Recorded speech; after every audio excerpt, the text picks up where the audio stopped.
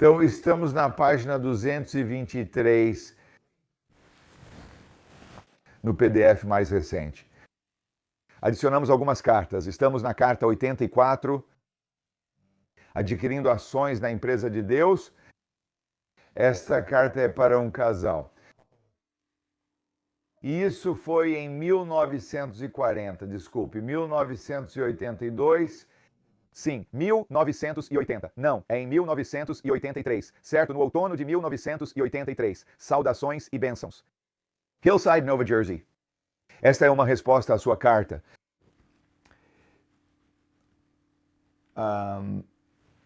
De 8 de Elu, pela qual agradeço muito. Não na ordem dos tópicos, mas na ordem de importância relativa, vou começar pela conclusão da sua carta, que, aliás, aparece num PS, um pós-escrito. Mas acho que o verdadeiro motivo disso aparecer em um PS e não no corpo da carta é que isso está muito acima da carta, pois no PS você fala sobre adquirir ações no negócio de Deus. Enquanto na carta você escreve sobre ações em uma corporação feita pelo homem, um negócio.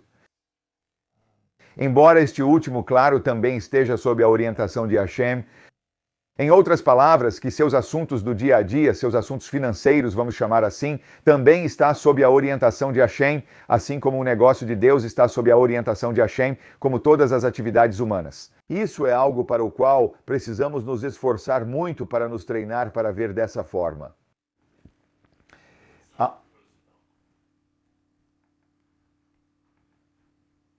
Estou me referindo ao seu compromisso com a expansão da instituição sagrada da Torá, que instrui e educa os filhos de Deus na Torá de Deus.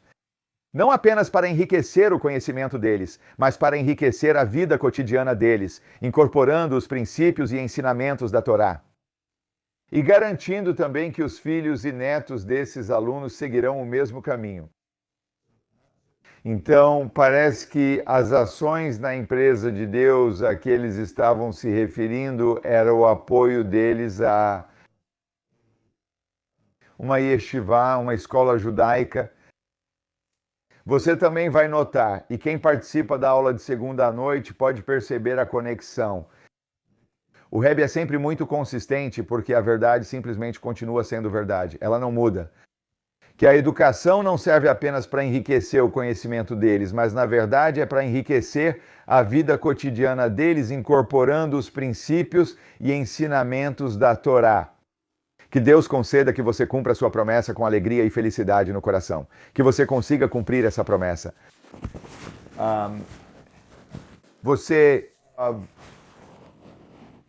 Me desculpem, pessoal, especialmente porque isso certamente servirá como um exemplo inspirador para muitos dos seus amigos seguirem. Então, o Rebbe também está dizendo que você está apoiando a escola também, sendo um exemplo inspirador para seus amigos. Esta é uma das razões pelas quais, quando aprendemos sobre a doação de tzedakah, existe a virtude mais elevada. A forma mais elevada de doar é quando quem doa não sabe quem está recebendo e quem recebe não sabe quem está doando. Estamos falando sobre o que seria a tzedakah clássica de ajudar uma pessoa pobre. No entanto, também sabemos que o Rebbe incentiva muito que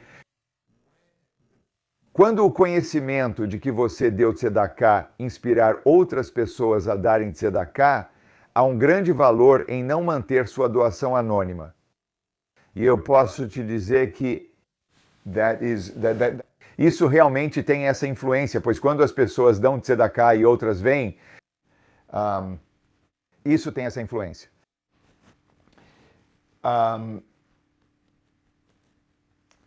Você também terá mérito nesse zechut, pois ele se estende a quem é influenciado por você. Assim, você compartilha do mérito das doações que inspirou. Você está, claro, certo ao observar que o período em que o rei está no campo torna mais auspicioso receber a bênção de Deus. E assim você pode saber a que ele está se referindo. Este é o mês em que o Rebbe está escrevendo esta carta. E o mês de Elu, que é o mês antes de Rosh Hashanah, é um mês em que os atributos de misericórdia de Deus, os 13 atributos de misericórdia, são revelados. E por isso é um momento muito auspicioso. E nós expressamos essa ideia através da metáfora de o rei estar no campo, que o rei sai do seu palácio, vai ao campo e procura saber o que cada um precisa. Isso torna mais propício receber as bênçãos de Deus. Que Deus conceda que, à luz disso, e também como estamos vivendo na era dos jatos, foi assim que o Rebbe chamou naquela época, porque, claro, você sabe, jatos eram, você sabe, aviões, isso era uma das inovações modernas em destaque. Hashem vai apressar o cumprimento da sua promessa ainda mais rápido do que o esperado. Que você possa cumprir a promessa ainda mais cedo, como já aconteceu com você no passado. Acho que isso já ocorreu antes. Talvez ele tenha recebido o dinheiro antes e feito a doação que havia prometido. Digamos que tenha assumido um compromisso de 5 anos, mas o cumpriu já nos 2 primeiros. Voltando ao assunto da sua carta, que, embora seja secundário em relação à importância do seu compromisso na companhia de Deus, o investimento sobre o qual você escreve tem um significado adicional, pois também permitirá que você cumpra sua promessa com mais facilidade, então, na verdade, eles estão muito conectados. É isso que ocorre quando nossas vidas se integram. Então, integração significa que material e espiritual são uma só coisa, pois o material permite ações espirituais como dar caridade. Você não pode fazer caridade se não for bem-sucedido materialmente. Como de costume, a causa precede o efeito. Que Deus conceda que também nisso a Hatzlaka, o sucesso, seja ainda maior do que o esperado. Neste momento, quando, como mencionado, o rei está no campo, envio votos de oração a vocês dois para que eduquem seus filhos para uma vida de Torá, chupá e boas ações. E que tenham verdadeiro Yidish Nachas, verdadeira satisfação judaica de cada um deles e de todos, com saúde, alegria e felicidade no coração. Desejo a você e a todos os seus. É isso que desejamos uns aos outros. Antes de Rosh Hashanah, que você seja inscrito e selado para um bom ano, material e espiritualmente. PS. O Rebbe escreve: com sua permissão, venho com as seguintes observações que são feitas com ressalvas. Primeiro, que o que segue de forma alguma diminui o que foi dito acima em relação à bênção de Deus para o sucesso. Ouvi do meu sogro de abençoada memória que não se deve dar conselhos sem ser solicitado. Abri uma exceção neste caso com base em nossa longa amizade. Parece que o Rebbe acrescentou algo que não está incluído aqui na carta, mas muitas vezes o Rebbe fazia isso com uma pequena ressalva. Então, para dizer que, sabe, acho que a maneira como eu experimento isso é preparar a pessoa para o que ele vai dizer e colocar de uma forma que a pessoa possa receber. Certo, de qualquer forma. Alguma dúvida ou comentário antes de seguirmos? Tudo certo. Certo. Um segundo. Certo, então a próxima carta é de 1967 para uma mulher em Chicago. Carta 85, a atitude judaica em relação aos horóscopos. As pessoas, por natureza, estou apenas fazendo um comentário social baseado na minha experiência, que é apenas anedótica e não baseada em fatos.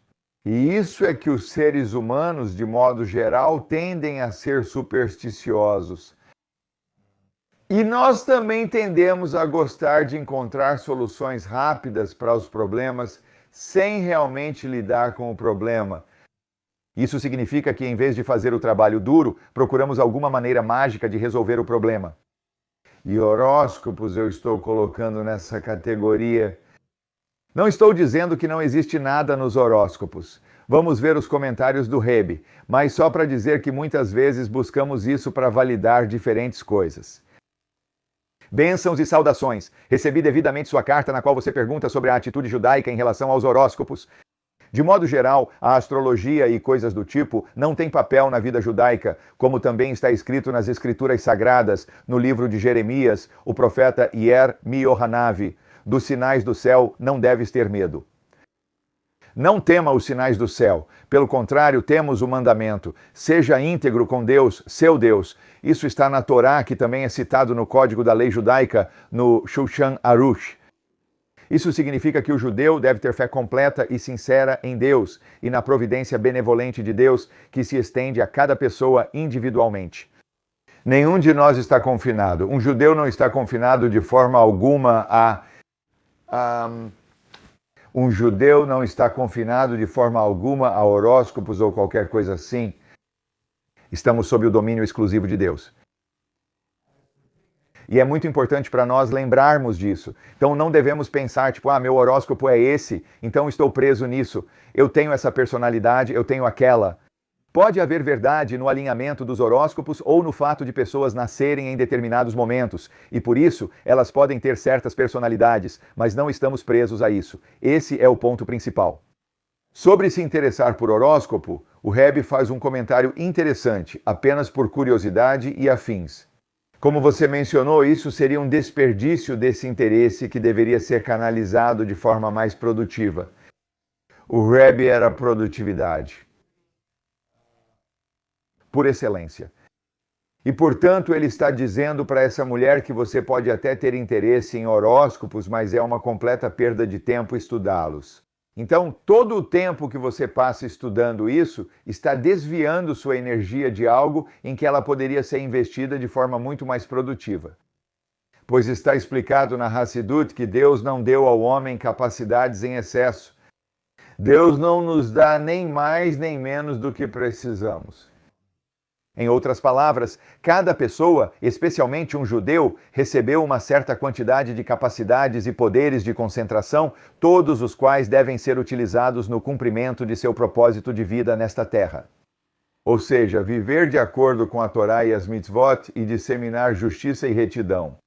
Segue-se do que foi dito acima que se uma pessoa desviar qualquer uma de suas capacidades, pensamentos e concentração para algo inútil, mesmo que seja inofensivo, ainda assim, isso é prejudicial no sentido de que ele criaria uma deficiência naquilo que é importante e necessário para ele. É como alguém dizer que se sente mais seguro falando isso nesta turma do que na dos homens. Mas, sabe, há algum problema com... eu vou dizer isso, há algum problema em assistir a um jogo dos Phillies, vamos dizer, certo? Existe algo assim? Então pode não haver nada de errado, quero dizer, nada que viole os valores judaicos quando alguém está assistindo a um jogo dos Phillies. A questão é se isso é um uso produtivo do tempo ou se a pessoa poderia fazer algo mais útil. Eu me sinto à vontade para dizer isso porque, por acaso, eu não gosto de assistir jogos de beisebol. Eles são muito lentos para mim. Mas eu gosto de assistir jogos de futebol americano e, embora eu raramente faça isso porque não tenho tempo ou não dedico mais meu tempo a isso, mas eu entendo o prazer que isso proporciona.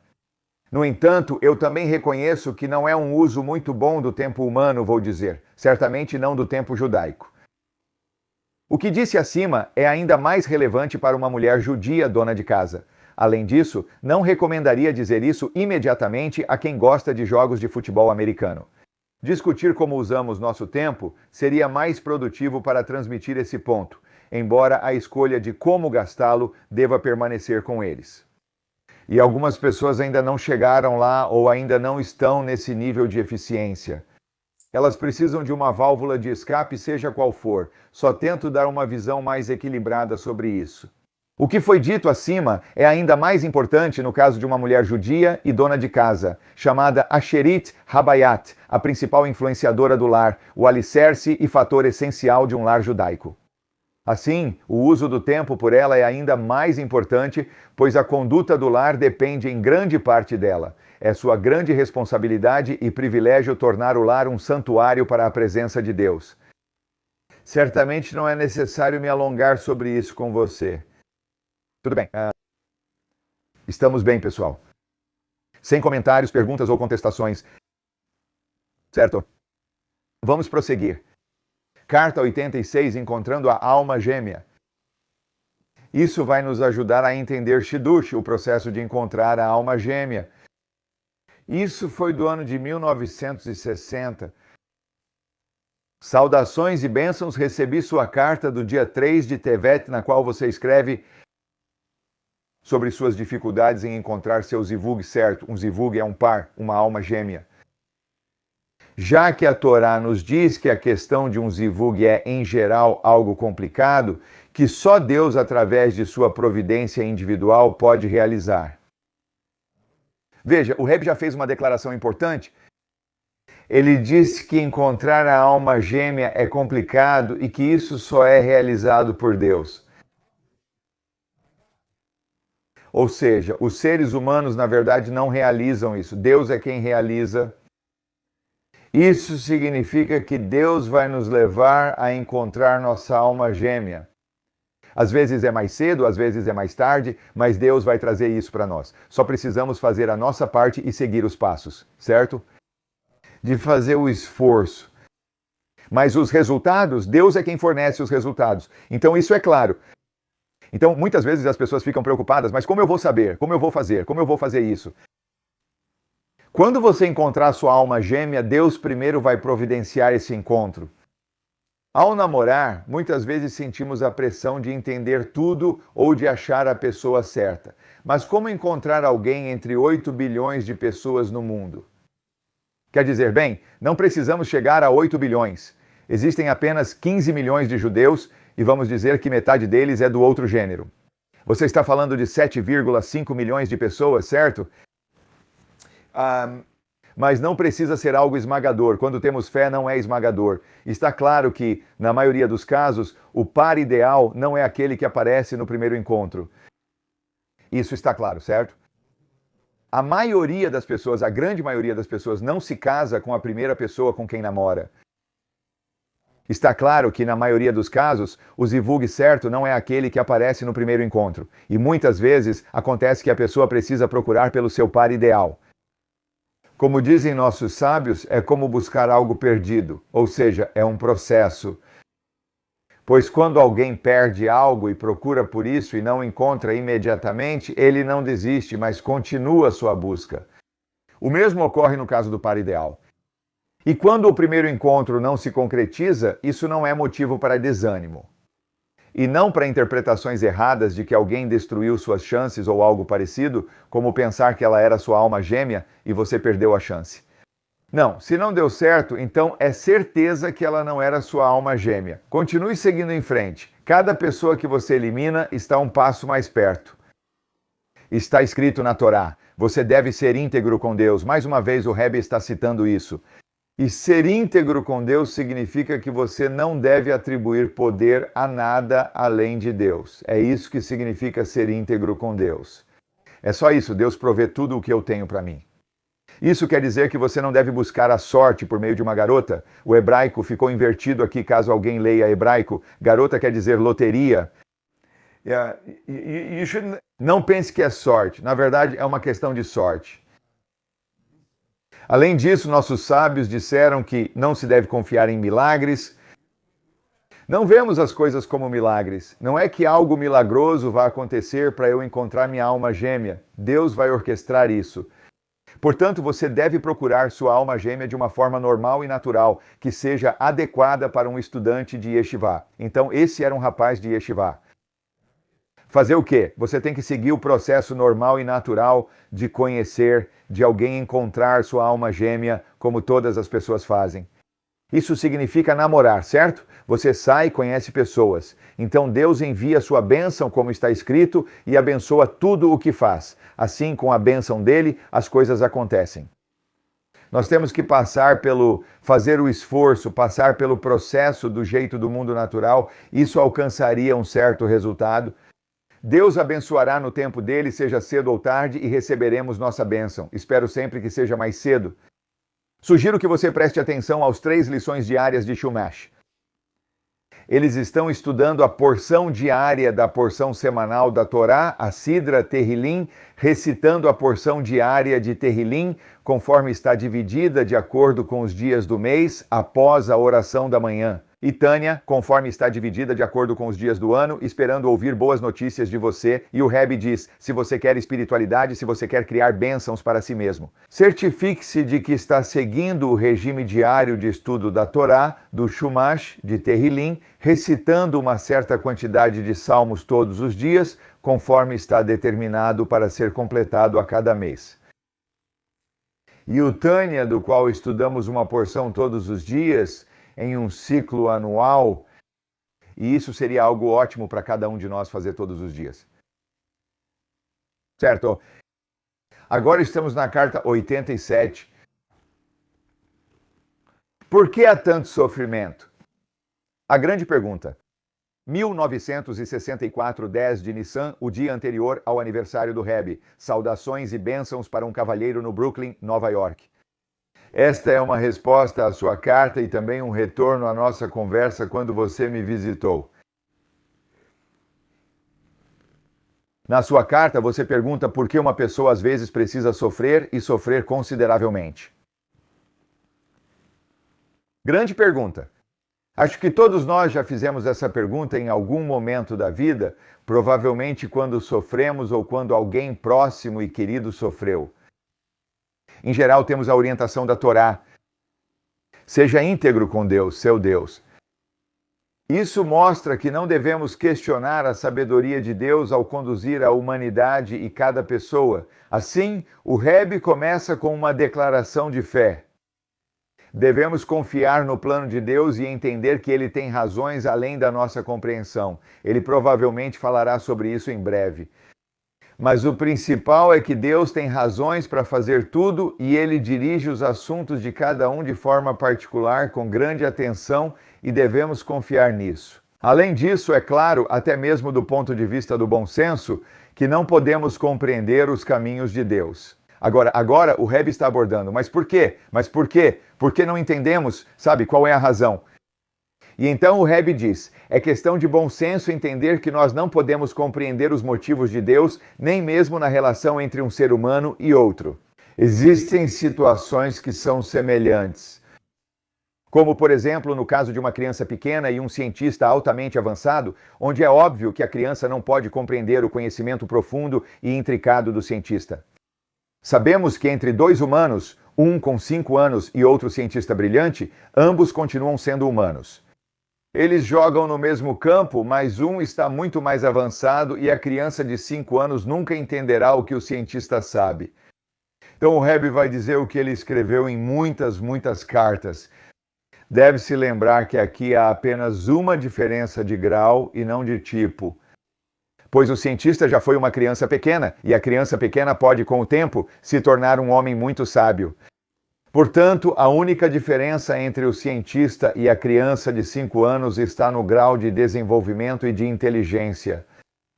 Mas não no tipo de ser que eles são. Eles são exatamente o mesmo tipo de ser. Ambos são seres humanos. E ainda assim, pode haver uma diferença tão grande entre um e outro que a criança de 5 anos não faz ideia do que o cientista entende. Quanto mais, ainda mais no caso de um ser humano, na relação entre o ser humano, que é finito, e Deus, que é infinito. Deus é o Criador, nós somos a criação. Assumir que podemos entender o Criador é uma noção ridícula, só do ponto de vista intelectual. Onde não há nenhum denominador comum, não existe nenhum denominador comum entre Deus e um ser humano. Como um ser humano pode se achar no direito de questionar os caminhos do Criador e Mestre do mundo? Temos um problema emocional que no fim transformamos em algo intelectual. Mas não é assim, sabe? Por que Deus fez isso? Não faz nenhum sentido, não. Realmente não faz nenhum sentido. Para mim, como ser humano, e para toda a minha sensibilidade. E porque isso vai contra toda a minha sensibilidade e eu não consigo entender além de mim mesmo, eu fico frustrado. Mas precisamos reconhecer que existe algo muito além de nós, somos seres extremamente limitados, esse é o ponto, e precisamos aprender a ficar confortáveis nesse espaço. Essa é a verdadeira mensagem do Rebbe para essa pessoa, isso é fé, estar confortável nesse espaço. Existe outro ponto a se considerar e é o seguinte, se a abordagem for baseada em verdadeira humildade, e na compreensão de que não podemos questionar os caminhos e os mandamentos de Deus, mas devemos ser íntegros com Deus.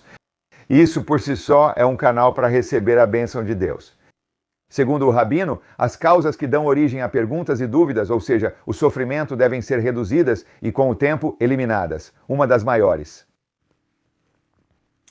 Um dos maiores canais para receber bênçãos de Deus que diminuiriam o sofrimento é aceitarmos o sofrimento com humildade e com a percepção de que eu não entendo por que Deus está fazendo isso. E agora quero reconhecer que isso pode ser muito, muito difícil, extremamente, extremamente difícil, dependendo de... Podemos enfrentar situações bem diferentes, certo? Por exemplo, você sabe, alguém acabou de me falar sobre um certo cavalheiro que trabalha em um hospital infantil, certo? Quando você vê crianças, você trabalha em um lugar onde tem crianças entrando dia após dia, que tem câncer, Deus me livre, e estão sofrendo, certo? Isso pode ser avassalador, as emoções são tão pesadas, pode ser muito difícil. Dito isso, é isso que buscamos e, ironicamente, eu diria que as crianças são provavelmente o melhor exemplo de carregar o sofrimento com dignidade, ironicamente. E isso porque elas não são intelectualmente desenvolvidas e, portanto, muitas vezes não têm a limitação que desenvolvemos quando começamos a assumir que deveríamos ser capazes de entender tudo. Ao nos prepararmos para celebrar o Festival de Pesach, o Festival da Liberdade, este evento traz muitos elementos que iluminam sua pergunta. Inspira uma fé profunda em Deus, levando à verdadeira liberdade e à libertação de todas as coisas indesejáveis. Assim, todo judeu pode servir a Deus com alegria e felicidade no coração. Que Deus permita que assim seja para você também, desejando um Pesach kasher e feliz. Algum comentário? Todos concordamos com isso. Bom, vocês mandam bem, estão bem avançados, ok.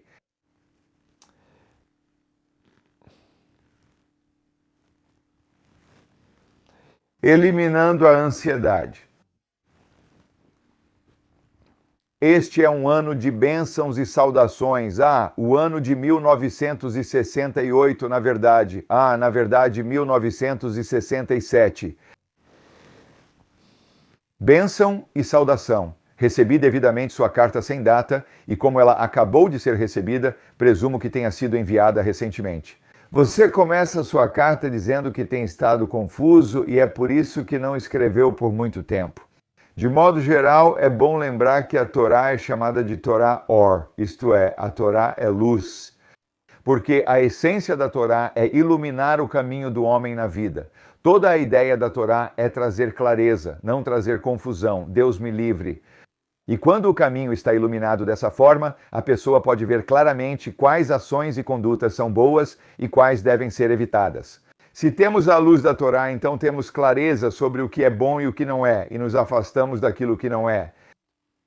Claro, a Torá é vasta e não pode ser facilmente dominada por todos, por isso existe um resumo da Torá no Shulchan Aruch, que é um código conciso de conduta judaica diária. Temos uma versão compacta e resumida do código da lei judaica, chamada Kitzer Shulchan Aruch. Mesmo o Shulchan Aruch não é acessível a todos, por isso há rabinos para consulta. Você fala com pessoas que são mais familiarizadas com a Torá, já que esse é o propósito e a função deles, ensinar e guiar cada judeu sobre como viver sua vida diária de acordo com a Torá. Isso oferece a todos a chance de ter uma vida adequada e significativa. E, acima de tudo, ter total confiança em Deus, cuja providência benevolente se estende a cada um, a todos individualmente. Então, Deus tem uma providência benevolente. O que significa que Ele presta atenção a cada pequeno detalhe do que está acontecendo na vida da pessoa e devemos confiar na providência benevolente de Deus da maneira como Ele age. Da maneira como Ele dirige nossa vida, e o que quero dizer com isso vai além do nosso livre-arbítrio. Todas as coisas em nossa vida que acontecem conosco, que não somos nós que causamos, tudo isso é providência de Deus. Acima de tudo, é necessário cultivar uma confiança sincera e de todo o coração em Deus, como está escrito. Você deve ser íntegro com Deus, seu Deus, e assim eliminar todo tipo de preocupações, ansiedades e confusões. Porque eu posso saber que tudo o que está acontecendo na minha vida, se eu for íntegro com Deus, é Deus quem está orquestrando, certo? Então, esta manhã, eu entrei em casa depois do culto matinal e meus filhos me disseram isso. Nós temos muitas formigas em casa, não tias, temos algumas dessas também, mas formigas, certo? É um problema antigo que Ariel Weinstein lida. Pode parecer algo meio trivial e não muito significativo, mas foi isso que Deus orquestrou para termos em nossa vida. Deus também orquestrou isso. Temos um dedetizador vindo ao mikvah, então perguntei se ele poderia passar na minha casa também e tratar das formigas. Então é isso, Deus orquestrou tudo. Por quê? Eu não faço ideia. Eu não sei qual é o significado das formigas na minha vida e por quê. Ele quis que eu gastasse alguns minutos com isso, mas foi isso que Deus quis. Então, ser íntegro é apenas ver as coisas do ponto de vista de Deus, não é que, fizemos algo errado, vamos culpar uma das crianças, seja lá o que for, quem sabe o quê. No entanto, seguimos em frente tentando resolver as coisas do nosso jeito normal. Agora, a única virtude de tentar descobrir o que está causando as formigas é apenas o aspecto natural disso, a natureza. Que existem padrões naturais criados por Deus no mundo, padrões naturais que causam certas coisas, e essa é a nossa responsabilidade, observar esses padrões naturais, através dos quais Deus enviará suas bênçãos, seus remédios, seja o que for. Certo? Então isso desenvolve um senso de segurança e isso elimina todo tipo de preocupação, ansiedade e confusão. Se você quer resolver a ansiedade, precisa chegar à raiz do problema. A vida é assustadora, a menos que vivamos de todo o coração com Deus. Essa é a raiz do problema. Quanto mais vivemos de todo o coração com Deus, menos ansiedade e preocupação temos. Há coisas na minha vida que não quero, mas não me preocupo. Fazem parte de um contexto, certo? Preocupar não ajuda. Então paro de me preocupar. Elas são o que Deus deseja que eu viva por algum motivo. Às vezes saberei o motivo, outras não. Isso desenvolve um senso de segurança, pois existe um Senhor e Mestre que cuida não só do mundo como um todo, mas também de cada indivíduo com carinho e cuidado. Essa palavra-chave, benevolente, mostra que Deus cuida de você. E todas as diferentes coisas que Deus coloca em nossa vida estão nos direcionando para evoluirmos e nos tornarmos a pessoa que Deus precisa que sejamos. Em particular, enquanto seguimos esse caminho, quando não seguimos esse caminho, podemos precisar talvez de mais direção, curiosamente. Mesmo que, como você escreve, uma pessoa às vezes não corresponda às expectativas, sempre existe o conhecimento de que nada impede a tchuvá. Agora, é verdade que muitas vezes, o que causa ansiedade nas pessoas? Talvez eu tenha feito coisas erradas e é por isso que certas coisas estão acontecendo. É uma possibilidade, é uma possibilidade. Aliás, eu gosto sempre de enfatizar que o motivo pelo qual as coisas não dão certo em nossas vidas não é principalmente porque fazemos coisas erradas. Existem 1000 razões que Deus pode ter para que a gente passe por certas coisas na vida que não são agradáveis. Apenas uma delas é que fazemos coisas erradas. Então a gente sempre precisa, sempre revisitar nossas ações, pensar, talvez tenha algo que eu esteja fazendo que não seja correto, mas não devemos pensar que somos pessoas ruins só porque as coisas não estão indo bem na nossa vida. Porque não existe ninguém, sabe, por mais justo que seja, cuja vida esteja perfeitamente alinhada com o que deseja. Isso nunca acontece. Porque Deus sabe mais do que nós e entende que somos mais capazes do que imaginamos. Por isso, Ele traz situações para nossas vidas para nos direcionar ou iluminar. No entanto, então o Rebbe diz, se há algo que você fez de errado, faça tchuvá, corrija, arrependa-se, certo? Volte-se para Deus. Certamente é desnecessário elaborar para você sobre o que foi dito acima, mas apenas enfatizar que todos nós somos ordenados a servir a Deus com alegria e felicidade no coração. Temos um mandamento de servir a Deus com alegria e felicidade no coração. Você não pode fazer isso se estiver sempre infeliz, se considerar uma pessoa ruim ou tiver esses pensamentos. E, ao refletir, é possível perceber como cada acontecimento pode servir como uma lição no verdadeiro serviço divino. Este é o ensinamento que o Baal Shem Tov transmitiu, que tudo o que acontece em nossa vida deve nos ensinar uma lição no serviço divino. sobre o que você escreveu, que às vezes tem sentimentos e pensamentos que não seguem a Torá e o Shulchan Aruch. Isso não deve ser surpreendente, já que o Alter Rebbe explica logo no início de sua principal obra, o Tânia, que todo judeu tem também uma chamada alma animal ligada ao corpo material e que muitas vezes é fonte de confusão e distração, até o ponto de desviar do caminho correto, tirando a paz de espírito da pessoa. Então, assim, às vezes você tem pensamentos que não estão alinhados com a Torá. É claro que tem. Você tem uma alma animal. O trabalho da alma animal é te deixar confuso e fazer você pensar como um ser humano, em vez de pensar como um ser divino. Você precisará lutar contra esses pensamentos a vida toda e buscar clareza sobre a perspectiva verdadeira. Por outro lado, o que facilita lidar com a situação é o fato de que o judeu também tem uma alma divina, que é realmente uma parte da divindade suprema, que é o aspecto essencial e verdadeiro do judeu. Portanto, não é apenas possível superar as distrações mencionadas acima.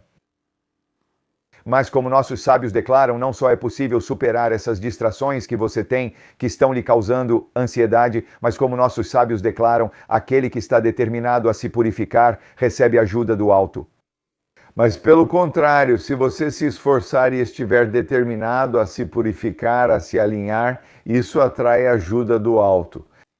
Agora, a ajuda do alto vem de quem? De Deus. Esse é um ótimo negócio, certo? Você pode procurar um bom amigo ou cônjuge para te ajudar, e eles vão até onde conseguem. Mas receber a ajuda de Deus, isso é incrível, não é? E é assim que conseguimos a ajuda de Deus, assumindo o compromisso de tentar se alinhar mais. Se isso é verdade em qualquer época do ano, é especialmente verdade agora, quando acabamos de celebrar o auspicioso mês de Tishrei, que é o mês de Rosh Hashanah e Yom Kippur, com todas as suas festividades, e que nos proporcionou uma fonte abundante de inspiração duradoura. Confio que as minhas palavras acima, embora poucas em relação à importância do assunto, serão suficientes, e que você terá boas notícias para compartilhar, incluindo também sua participação crescente nas atividades do Shabbat em Londres. Está claro que essa mulher mora na Inglaterra e que você segue alegre e satisfeito. Com bênção. Certo, como estamos, pessoal? Estamos bem? Beleza. Próxima carta, soluções escolares. O ano de 1985, bênção e saudação, sua carta de 19 de Kislev. Com anexos, chegou até mim agora mesmo. Nem preciso dizer que para fazer uma avaliação de uma situação no exterior é muito difícil, ainda mais em carta. No entanto, isso não é realmente necessário, já que você tem consultado pessoas competentes e, sem dúvida, continuará fazendo isso. Só posso fazer algumas observações gerais. Então, o Rebbe está basicamente dizendo: eu não posso fazer uma avaliação de uma situação no exterior. Fico feliz que você esteja consultando pessoas competentes, o que você continuará fazendo, mas vou lhe dar algumas orientações gerais. Primeiramente, você certamente sabe que hoje em dia esses problemas com crianças são muito comuns. Vamos ver se conseguimos descobrir qual é o problema. E de fato, provavelmente na grande maioria, embora, é claro, nem todos os problemas sejam do mesmo grau ou na mesma área, uma grande maioria das crianças lida com isso. Digo isso com cautela, pois parece pelo seu texto que você está excessivamente ansioso sem que haja motivo real para isso. Você não deve ficar excessivamente ansioso. Normalmente, a decisão final sobre como lidar com crianças que têm esses problemas cabe à administração da escola. Após discutir a situação com os pais e ser informada sobre a maneira como a criança é tratada em casa, os motivos são compreensíveis, pois a administração é mais objetiva que um pai. Além disso, são mais experientes nesses problemas por lidarem com muitas crianças. No fim das contas, os pais também podem opinar para ajudar na melhor decisão. Então, o Rebbe está dizendo de forma muito simples, de maneira geral, que conversar com a administração da escola é muito útil. Eles não são objetivos, lidam com muitas crianças e têm muita experiência. Converse com eles e veja o que dizem. Também é bom ter em mente que um número significativo desses problemas geralmente se resolve com o tempo, através do contato que a criança tem com outras crianças, com o professor e com os pais. A criança, principalmente inconscientemente, reage ao ambiente e às pessoas com quem convive. O Rebbe está dizendo que muitas vezes os problemas são resolvidos quando a criança está apenas convivendo com outras crianças e outras pessoas que criam, de forma subconsciente, um impulso de comportamento em uma certa direção. É assim que eu entendo. Obviamente, essa carta é um pouco vaga. Mas vou te contar algo, só como uma anedota também relacionada a isso. Eu já vi muitas crianças que, você sabe, em uma idade jovem talvez se comportem de uma certa maneira e conforme vão crescendo, de repente você vê um garoto completamente diferente. Como vi pessoalmente, mesmo mais velho, observei isso recentemente com um jovem da nossa comunidade que conheço desde antes do seu bar mitzvah. E eu o vi recentemente e ele está, eu não sei o que aconteceu ou quando aconteceu, mas ele passou de, você sabe, ser de um certo jeito, vou deixar isso bem vago, para florescer e se tornar simplesmente uma pessoa maravilhosa. E é assim mesmo, às vezes, sabe, todos nós temos nossas inseguranças ou isso ou aquilo, e então, quando encontramos nosso lugar, bum!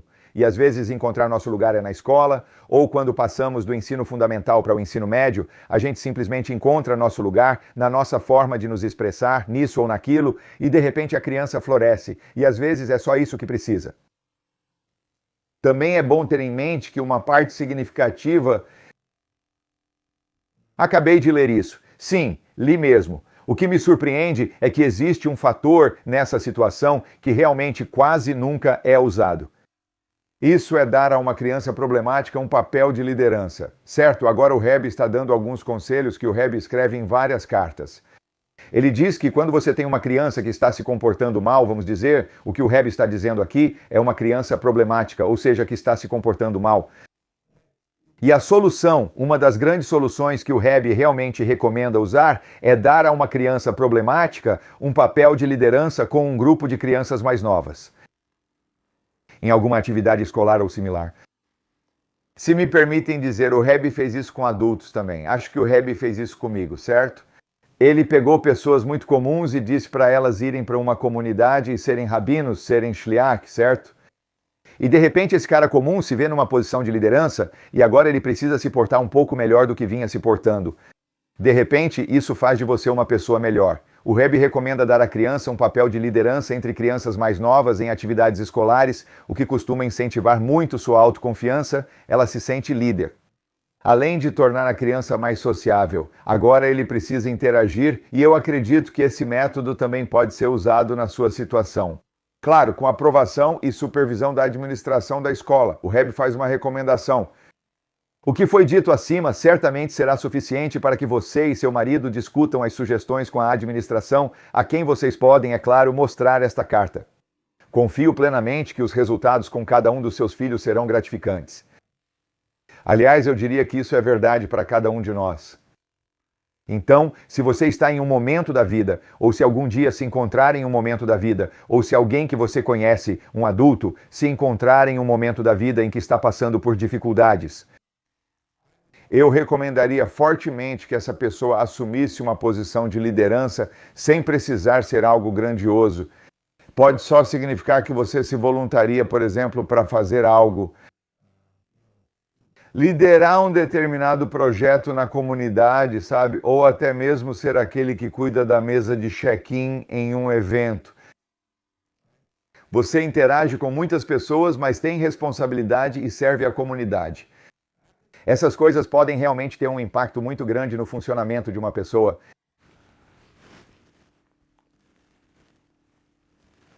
Quanto ao problema específico, se ele deve repetir o ano na escola ou ser promovido para uma série mais avançada, isso, como mencionado acima, é uma decisão que deve ser tomada pela administração da escola. Gostaria de acrescentar, porém, que pressionar a administração em uma direção pode ser contraproducente. Pais podem sugerir, se acharem importante, que a criança seja promovida provisoriamente para um período de teste. Fazer as coisas de forma experimental é bom para avaliar seu funcionamento. Você sabe que a data da sua carta, 19 de Kislev, é muito auspiciosa, pois marca a redenção do Alter Rebbe, fundador de Chabad, que deixou bênçãos para todos que seguem seus ensinamentos, especialmente em Tzedakah. Que isso traga ainda mais bênçãos de sucesso para você e todos os seus. Lindo. Tudo bem. Definindo prioridades e cultivando o orgulho.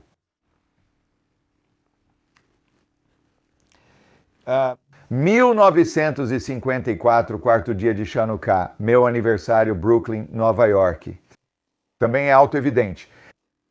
Isso nos mostra apenas parte da carta. Provavelmente o início era privado e não foi compartilhado. Também é autoevidente que um dos principais propósitos da Yeshivá é preparar a criança judia para a vida em um ambiente onde os judeus são minoria. Isso é muito interessante. Eu só vou dizer o que me vem à cabeça. Eu tive uma amizade. A gente se afastou, mesmo com ele voltando agora para o condado de Bucks, em Doylestown, com um rabino reformista. E isso foi há uns 25 anos, mais ou menos. Ele perguntou se podíamos levar nossos filhos juntos para ver o novo filme do Superman que tinha acabado de estrear no cinema. Eu disse a ele e recusei educadamente. Ele perguntou por que não faço isso. E eu disse a ele que não quero expor meu filho a esse tipo de coisa. E nós tivemos uma conversa sobre isso que ele teve dificuldade de entender porque ele disse: como seu filho vai conseguir se integrar ao mundo se ele não, se você não expuser ele às coisas do mundo? Disse a ele que, assim como estou integrado ao mundo, meu filho também estará de forma bonita e focada, sendo ainda mais produtivo e totalmente integrado. Acontece que meu filho agora é adulto e está altamente integrado, e eu suspeito que ele tem muito mais a oferecer ao mundo do que muitas outras pessoas. Em outras palavras, não precisamos nos expor a certas coisas. O Rebbe está dizendo aqui que a Yeshivá, na verdade, prepara uma criança da melhor maneira possível para entrar no mundo. Porque ele entra no mundo com foco e com um sistema de valores, sem se perder pelas influências de todos os tipos de coisas diferentes no mundo. Na verdade, ele vem para oferecer algo ao mundo em vez de se perder nele. Essa é a diferença entre os dois. É claro que um dos principais objetivos da Yeshivá é preparar a criança judia para viver em ambientes onde os judeus são minoria. Os judeus sempre foram poucos entre as nações, mas nossa força não está na quantidade. É o destino do povo judeu ser um reino de sacerdotes e uma nação santa, como Deus nos chamou pouco antes da entrega da Torá no Monte Sinai, que vamos celebrar em menos de 2 semanas na festa de Shavuot, daqui a 1 semana na sexta-feira. Viver de acordo com a nossa sagrada Torá, Torat Chaim, a lei da nossa vida, aderindo e praticando os altos padrões das nossas mitzvot no dia a dia, foi o que nos tornou diferentes. Isso nos torna diferentes, e ser diferente não é fácil. Mas é aí que reside a nossa força, e é isso que nos preservou ao longo dos séculos. Isso nos torna diferentes, mas também é a nossa força. Essa consciência judaica e o justo orgulho do nosso destino precisam ser implantados em nossas crianças desde os primeiros anos de formação. E a importância vital disso não pode ser exagerada. O Rabino sempre nos mostrou, é fundamental que um judeu tenha orgulho de ser judeu, tenha confiança, tenha orgulho de ser judeu e compreenda o grande significado de sermos judeus. E caminhar pela vida com esse orgulho, não com insegurança em relação a isso. O que muitas vezes tragicamente vemos, um judaísmo defensivo ou judeus que vivem se desculpando. O fato de vivermos aqui em um país democrático, com plena liberdade, torna essa consciência judaica ainda mais imperativa. Por sermos uma pequena porcentagem da população total, as forças da assimilação se impõem aqui de forma mais forte do que em outros lugares. Como estamos em uma democracia, a assimilação é muito mais forte porque dá a cada um a liberdade de fazer o que quiser. Quem criou filhos judeus nos Estados Unidos sabe que é dever da Yeshivá eliminar qualquer sentimento de inferioridade da criança. Complexo de inferioridade em relação à própria condição judaica em um ambiente majoritariamente não judeu. Até que ele cresça e entenda que democracia e liberdade não são um caldeirão de assimilação, mas sim o contrário. Elas oferecem a possibilidade de cada um ter seu lugar, usufruir de seus direitos e viver de acordo com sua fé 100% e a oportunidade para o judeu cumprir o destino de sua vida. Essa ideia de democracia não é que haja um caldeirão cultural, pelo contrário, mas que cada pessoa possa viver plenamente sua singularidade. Essa é toda a ideia da democracia. Aliás, essa é uma forma melhor de conquistar o respeito do vizinho gentil do que tentar imitá-lo e invadir sua privacidade. Suas religiões e costumes, esse é outro ponto muito importante que muita gente não entende, tem dificuldade, e é que você ganhará mais respeito de alguém sendo você mesmo, com sua identidade distinta, do que agindo de forma condescendente e tentando imitá-los. Nós percebemos isso instintivamente, e me diga se você não tiver essa experiência também, eu ficaria curioso. Quando eu observo alguém, qualquer pessoa, certo? Posso te dizer se essa pessoa é fraca ou forte. E parte da forma como eu consigo perceber isso, uma das principais maneiras de perceber é pelo jeito como elas tratam os outros com superioridade. Se a pessoa é condescendente, ou seja, se ela sente que precisa cair nas minhas boas graças ou nas de qualquer outra pessoa, ou se ela está conversando com outra pessoa, sabe? Tentando agradar alguém para ficar bem com essa pessoa, certo? Então elas sentem que precisam abrir mão de si mesmas com frequência. Não há problema em ser condescendente, mas o erro é fazê-lo às custas da verdadeira identidade das pessoas. Assim acabam comprometendo quem realmente são. Elas vão suavizar quem são ou esconder um pouco quem são para poderem se dar bem com outra pessoa. Qualquer renúncia a si mesmo por outra pessoa é fraqueza. E qualquer recusa em ceder de ousadia, quando eu digo ousadia, não quero dizer de uma forma agressiva ou barulhenta, quero dizer apenas de uma forma confiante, onde não abro mão de quem sou, não há necessidade de esconder quem eu sou. Na verdade, isso realmente mostra força.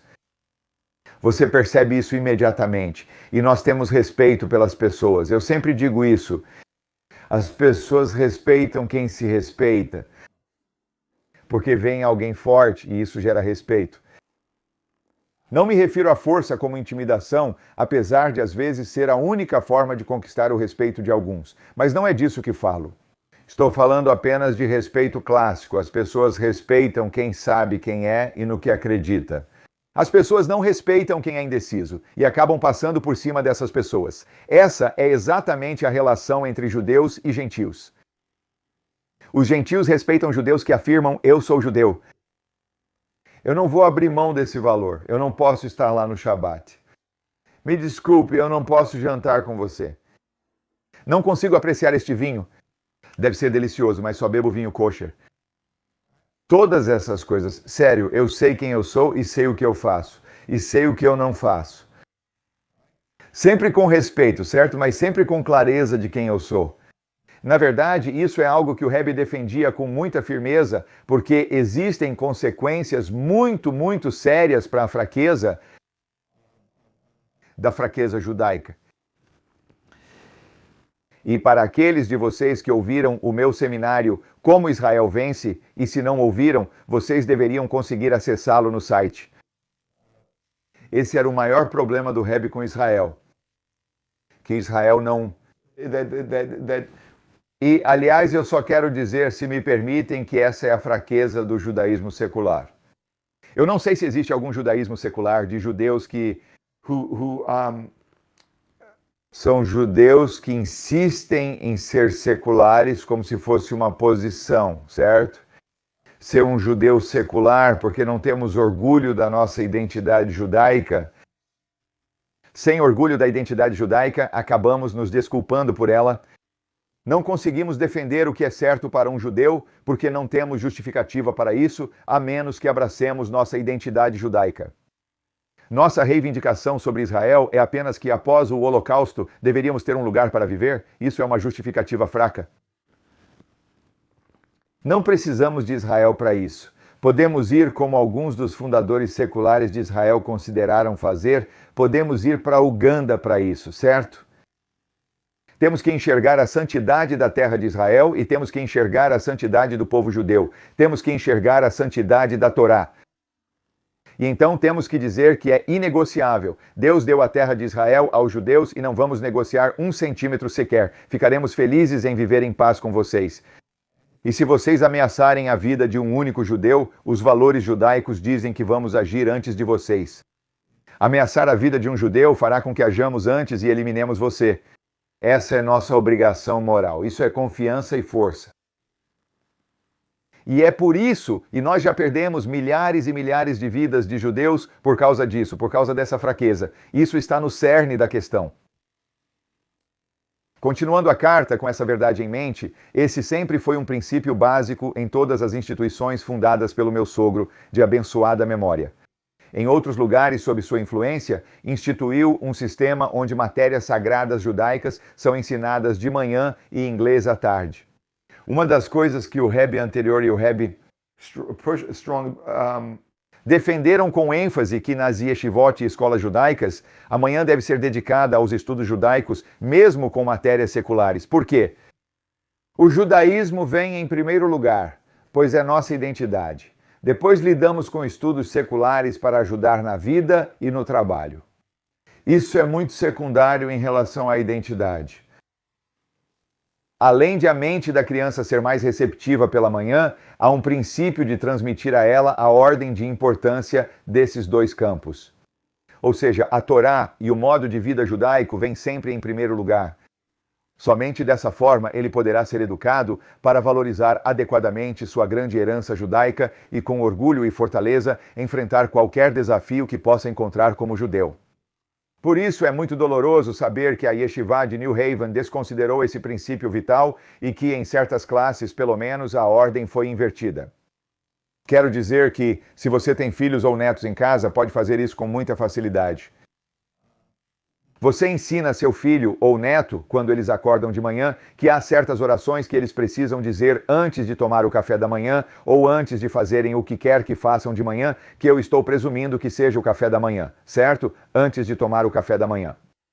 Essas bênçãos matinais do livro de orações podem ser o Modeh Ani, que eles devem dizer. E então você acrescenta a isso alguma bênção, agradecendo a Deus, você sabe, pelas diferentes coisas pelas quais agradecemos a Deus quando acordamos de manhã. E então eles tomam o café da manhã. Agora você está ensinando a eles uma hierarquia. Primeiro, há a consciência de quem eu sou, de que estou vivendo com Deus acima de mim, que me colocou aqui e me deu mais um dia de vida. Isso reorienta todo o dia de uma pessoa. E agora você pode tomar o café da manhã. Café da manhã é importante, mas você pode esperar 10 minutos. Certo, a última carta, pessoal. E então eu gostaria de fazer uma pergunta para vocês sobre essa aula para o futuro. O que eles respeitam. Saudação e bênção. Isso é do ano de 1969.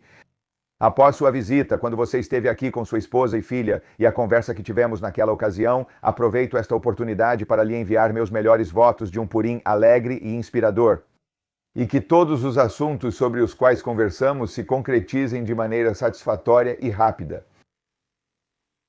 Você certamente se lembrará do ponto enfatizado durante nossa conversa, de que quando alguém toma uma decisão firme com confiança e alegria, esse espírito tem o poder de eliminar obstáculos. Especialmente porque muitos não são tão difíceis ou grandes quanto parecem inicialmente. Mesmo aquilo que é considerado a principal dificuldade, ou seja, o fato de os judeus serem uma pequena minoria e, portanto, ser difícil viver e agir de forma diferente da sociedade em que vivemos, não é um argumento válido. Eles devem ter discutido isso, certo? E se você pegar um judeu americano que foi criado sem ser religioso, certo? Então, sabe, dizer para eles agirem de forma religiosa de repente e serem diferentes de todos à sua volta não é uma coisa fácil de se fazer. Como sabemos, se você decidir, e que Deus abençoe qualquer um que ainda precise tomar essa decisão, que você deve tomar essa decisão, se você decidir que vai comer comida kosher, certo? Isso vai apresentar um desafio. E o desafio vai ser, você sabe, as interações sociais, começando pela família, em primeiro lugar, certo? E depois, claro, com os amigos, certo? E por isso é difícil. E é exatamente isso que o Rebbe está abordando. Aliás, Então o Rebbe escreve sobre viver em um país como os Estados Unidos, onde as pessoas desfrutam de liberdade e democracia, e especialmente levando em conta o fato de que todo o país foi construído por indivíduos que não têm medo de agir por iniciativa própria e têm coragem de abrir novos caminhos. Não é difícil ser independente em suas convicções. O judeu tem ainda menos chance de se deixar desanimar pelo ambiente, já que também tem sido o destino do judeu ser minoria e, mesmo assim, preservar sua identidade. Isso é particularmente enfatizado na Megilá, porque foi nessa época que essa carta foi escrita, a Megilá de Esther, que vamos ler hoje à noite e amanhã.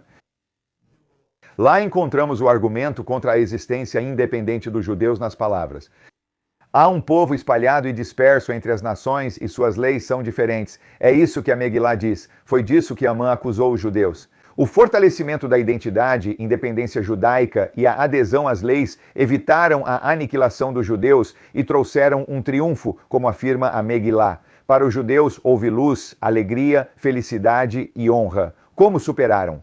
Um decreto de aniquilação de todo o povo judeu que Amã trouxe à tona foi superado, tornando-se mais comprometidos em viver como judeus, o que é muito diferente de todos os outros.